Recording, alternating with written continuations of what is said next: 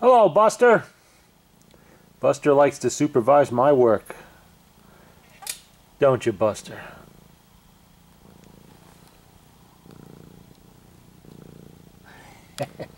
Anyway, today he's supervising my work on another Paillard chrome deck.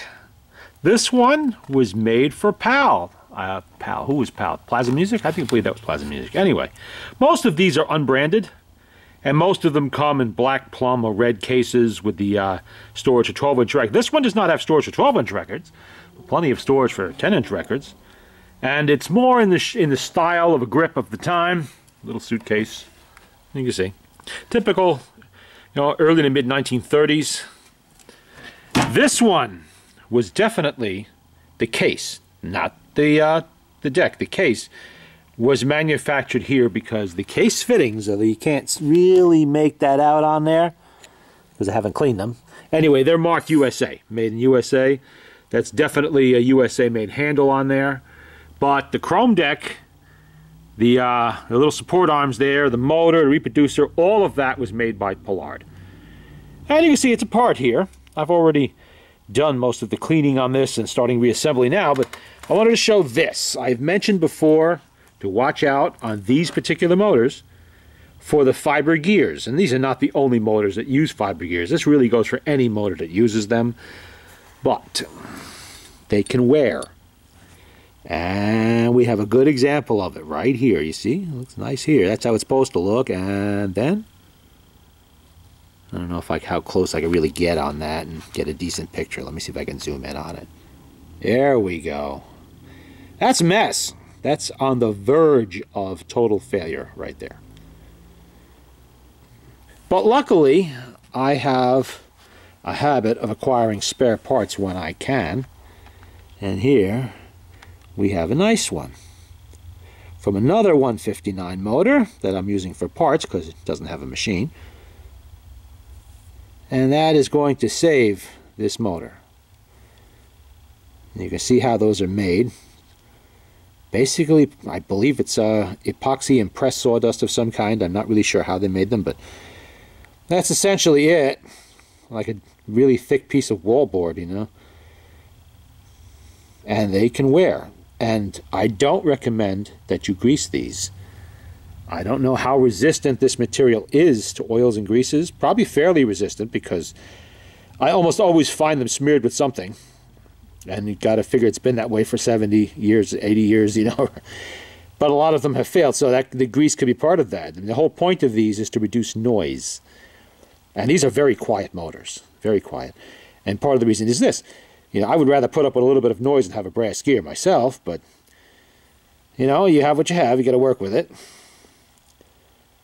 Maybe a little powdered graphite if you have any. You could put on there if you're really concerned about it, but really don't think there's much reason to put any kind of lubricant on there. These are not, metal gears, and I'll show you the what it contacts with on the governor. It's worm gear right there. I'm going to wipe that down in a minute because it still has grease on it. So you want to watch out for that. It's impossible to tell. You're buying something like this, say, on eBay or an other auction site. From a seller who doesn't know much about phonographs, you just don't know what you're getting. So you have to buy these being aware that you may have a problem with this gear to deal with. And you may have to spend some time calling part sellers trying to find someone that has this gear. Fortunately, a lot of these Swiss machines were important, not necessarily chrome deck ones, but Paillard was making all kinds of motors for different end users. So you can find these motors in double and single spring. Sometimes they're chrome decks, sometimes they're crinkle paint finish decks of metal. They're always metal decks. Well, not entirely true. Not entirely true because some of the actual Paillard branded machines can have wooden decks. Just like, any HMV or Victor of the period, like the 302 I recently put a video up on, and the 303 you're going to see in a few weeks when I dig it out of storage. Those have wooden decks, but this type of motor and this type of gear. So it is possible to find spares. Nobody that I'm aware of is reproducing these, but you can get spare parts, keep them handy, and if you want to get into collecting the Swiss machines, it's always nice to have an extra gear kicking around. But sooner or later, like now, you see me with this, you will need it. Now this one, like the Swiss would make these for different end users and any different number of configurations. You can see on this one it has 2 needle cups. The one in the back is for spent needles. You do a hole in the top, drop the needle in, and your good needles go there. This also has, you see that extra lever sticking out of the back of the tone arm support? That is a primitive sound control. A little sliding hatch that will cut off part of the tube to reduce sound if you want to do that. You know, if you want it a little bit quieter, it does work. I have tested it. Now the reproducer on these, this is a Paillard reproducer, but it is not branded. If it was, this would be solid here, there'd be a little design there, it would say Paillard across the front. It does say Swiss made on the back, and obviously anybody familiar with Paillard would recognize this right away. Now this one is a little different. This one has a glass diaphragm in it, not aluminum. A glass diaphragm. You can almost see it in there reflecting back at you a little bit. That's different, because I have these exactly the same looking as these, no different, with aluminum diaphragms. And this one, I've played this machine even with the bad gear, and it actually does sound good. So it was just another style. Like I said, what the end user wanted, that's what Paillard would make for them. And if PAL apparently asked for these features, that's what they got. This is the same motor they use in just about everything.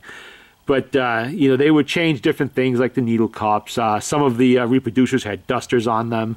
The sound thing over this little sound door back there, stuff like that. The cases, I've been told that some of them were made in Switzerland. Because I know, like the last one, the last Paillard that I did a video on, the big plum-colored one, which has since gone to a new home, I'm told that the identical one is also made in the UK, which leads me to believe if there's the 2 different countries with exactly the same machine with Swiss parts, chances are that was made in Switzerland, while other ones were not. And that's this one. This one was made here in the US, because there's no way there's going to be USA-made handles and clasps marked made in USA on these things. And it's made in Switzerland. It wouldn't be economically feasible to ship those little parts all the way over there when they could easily make them there. So I'm guessing they shipped the hardware here, the deck over here, the complete phonograph assembly, and they simply made a case for it, which is easy enough to do if you had the facilities. So I'm going to put all this back together, get it all, spiffed up and nice looking and lubricated, and eventually we'll be playing records on this to test it out. But I figured, give you a look at what it looks like inside of one of these machines. Here's the double spring here. Springs aren't huge, but there are 2 of them, and they do get the job done.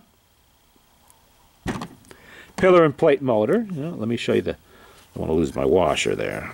Put that there so I wouldn't. Paillard number 185, Swiss made. See, the motor, they do brand. So you can always tell. And there's the serial number of the motor. Not that that corresponds to anything I'd be able to access, but... And that's pretty much it. Okay, let me get back to work and get it all back together.